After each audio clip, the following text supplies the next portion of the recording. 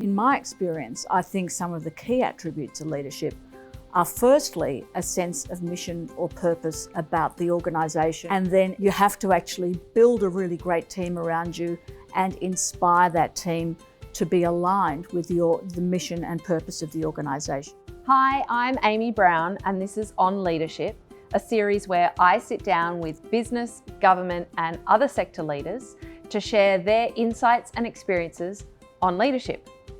And as our first guest of the series, it is my absolute honour to be sitting down with Lucy Turnbull. I've heard you say in the past that a measure of success for your own leadership is how many women you bring up the ladder with you. Why is that so important to you, and what does that mean? Well, I think it is a really important challenge for women who are in leadership positions to actually encourage other women to see themselves in leadership positions too. And it's to address, obviously, the gender equity chasm that we have in many countries, including Australia, in terms of representation in leadership positions.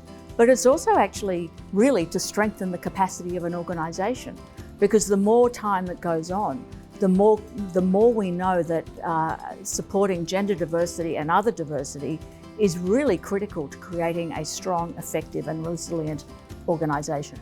I have actually been, I think I've been married for 41 years to an amazing person who was actually one of the first male feminists I ever met.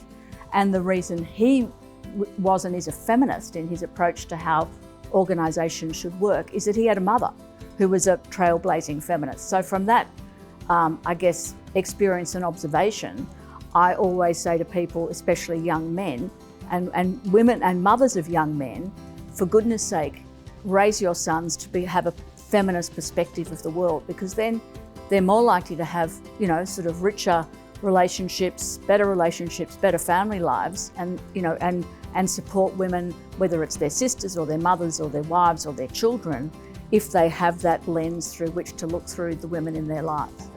Oh, I couldn't agree more.